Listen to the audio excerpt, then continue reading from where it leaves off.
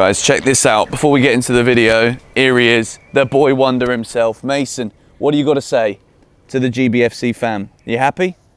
You happy? Yeah? You good? Yeah, mate? You good boy? Look at him. He's a beautiful little ratatouille. Yes guys, welcome back to another video. Welcome to the George Benson Football Channel for your breakfast morning dose of Chelsea FC news. Got quite a lot of stories to go through today. It's a Monday morning, fresh off of the back of a full week of Premier League football. Chelsea are second in the Premier League table after week number 1. And I want to let you guys know that today is the first day that I upload the top 5 Chelsea moments of the week as a YouTube short on GBFC. So stay tuned, you guys are going to see it soon. Keep an eye out for it, and when you do see it, let me know in the comments of that video what you think of it. The first story that I want to get into today, before you guys subscribe of course and hit the like button on today's video, is Chelsea played a behind closed doors friendly against Weymouth yesterday. I don't know who this is more of a favour for, to be honest. Giving Weymouth's Twitter account an opportunity to actually be seen by more people, even though they conceded 13 goals. I feel a bit sorry for the goalkeeper. I feel a bit sorry for everybody in Weymouth that had to put up with this, or whether it's good for Chelsea to get some more players some more minutes in order to build fitness. So we're just going to go ahead and say that it was good for everybody apart from the Weymouth goalkeeper. So sadly for him, he picked the ball out the back of the net 13 times. And as for Chelsea, because we scored 13 goals, I can't remember the goal scorers off the top of me, bonce. So it was Ross Barkley, hat-trick, phenomenal scenes. Michy Batshuayi, 5 goals, look at that. Batman will be happy on the wrist. Callum Hudson-Odoi apparently scored a hat-trick. Some people saying he scored 2. Some are saying he scored 3. Thiago Silva scored, which is also wonderful to fact that he's actually back on the pitch playing football in a Chelsea shirt in the yellow kit, by the way. We win 13-0. First time we're going to wear that is at the Emirates at the weekend. I think it's written in the stars. And Reece James also getting on the score sheet. Let me count that up actually a little bit. Yeah, that's 13 goals. It makes a lot of sense. There was also features for Zappa Costa, Ethan Ampadu, Kurt Zouma, Ben Chilwell and Emerson. I wouldn't always look at my phone to remind myself of Chelsea goal scorers. I'm normally pretty good at remembering who scored our goals, but Chelsea beat Weymouth 13-0. I was looking across the internet, scouring for highlights just to see if there was any leaked videos anywhere of any of the goals or any of our play, but according to the Weymouth Twitter account, it was pretty much one-way traffic from the opening couple of minutes of the game. Chelsea created so many opportunities. Obviously, we scored 13 times, and it's a game like this where you shouldn't really look too much into the scoreline or anything else, but the fact it was 13-0 got me a little bit excited enough to talk about it for you guys today. And if you actually go through the Weymouth Twitter feed, it's just Chelsea peppering the box, creating chances, having shots on goal. And I think this weekend against Arsenal, we're going to see something very similar. Romelu Lukaku is set to make his debut this weekend. We'll talk about him a bit more in a second, but it is going to be definitely a way that Chelsea move under Thomas Tuchel. We are used to still putting a lot of balls in the box regularly anyway, but without somebody inside of the box to finish it. Michy Batshuayi scores 5, and Michy is actually a kind of decent player when the ball is played into the box. He can be good with his back to goal, but it probably is his last appearance in a Chelsea shirt, as Michy Batshuayi is set to complete his permanent move to Besiktas this week. Batshuayi has always been a player who I've had an affinity to, but it looks as though his time is up, and he finishes his Chelsea career with 5 goals against bloody Weymouth. It doesn't really get much bigger or better than that from the batsman. We move into the next story of the day, and it is regarding the Brazilian Kennedy. Now, Chelsea might be about to undergo an absolute masterclass here with Kennedy.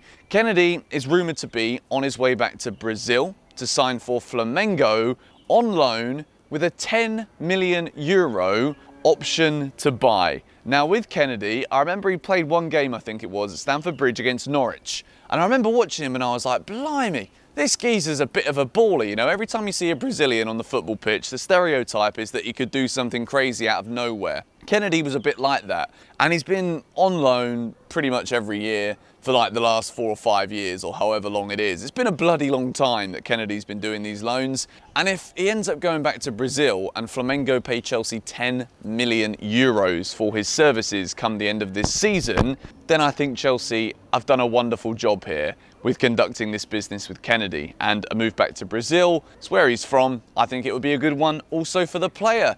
It also looks as though Bakayoko could be sold this week. Chelsea reportedly trying to offload a few more players to keep raising funds to be able to gauge what kind of talent we're going to be able to go for in the remainder of this transfer window. I think, for example, I don't know this, but it could be if Chelsea manage to make enough money in the next week or so, maybe we go for a last-minute 100 million bid for Rice instead of Tchouaméni. I'm just using that as an example if Chelsea are actually going to go out and pursue a midfielder. As far as I'm aware, Jules Koundé is still the one that we want. Dan McCarthy's update is that Chelsea is still interested in Koundé, and maybe this week, if we don't make any movements with it, I'm pretty sure Thomas Tuchel wouldn't be too unhappy because of the wonderful developments coming from Trevor Chalobah. He was fantastic at the weekend. We've talked about it a lot, but it looks to me as though Chelsea is still interested in Jules Koundé moving forward. Tammy Abraham, he went to Italy. This is him arriving at the airport. We don't quite have Roma fans singing Tammy's name as of yet, but he got a very good reception. He's gone to Italy to sign a 5-year deal. We know, as we spoke about yesterday here on GBFC, that Tammy Abraham can re-sign for Chelsea if Chelsea go back in with the bid of £68 million after 2 seasons. But Tammy, he arrived in Italy and then he has to go back to London for visa issues to be able to get the visa. Doesn't have to quarantine in London because he's only been in Italy for 120 hours or less than 120 hours. So therefore, he goes back to London, sorts out the visa, jumps straight back on a plane, goes back to Italy, and then we'll see him in a Roma shirt. Another bit of good news for Chelsea is that today is Monday, and we all knew from last week that Monday was the day that Romelu Lukaku was unleashed into the English public again. Quarantine is over for big Romelu Lukaku. Chelsea players have the day off today, which is absolutely wonderful. I'm here recording for you lot at 7. I don't want days off. I love talking to you lot, but big Romelu Lukaku, he finishes his quarantine today. I expect he's going to go around London, have a nice little bite to eat, maybe a sip of some San Pellegrino sparkling water, and then it is training tomorrow. Romelu Lukaku gets Tuesday, Wednesday, Thursday, 3 days of full training, and then with Chelsea playing against Arsenal at the Emirates on Saturday, I expect Friday will probably be like a tactical briefing kind of day. Chelsea players, they all stay together in the hotel, and then on Saturday it is Arsenal at the Emirates, who are probably not going to have Pierre-Emerick Aubameyang and Lacazette again. And after their woeful performance at Brentford, I just think this week is set up for Romelu Lukaku to make his Chelsea second debut at the Emirates, score a goal, maybe 2, maybe 3, maybe 4, and Chelsea pile on the misery to their North London rivals. We all know Lukaku, Didier Drogba have a wonderful relationship. Drogba is Lukaku's mentor, and Drogba was the man for the big occasion always when it came to playing against Arsenal. And I think that Romelu Lukaku, the stage is set for his first game to be something similar. He can really start creating that affinity with the Chelsea fans, that Chelsea fans already love him. We're already willing him to succeed.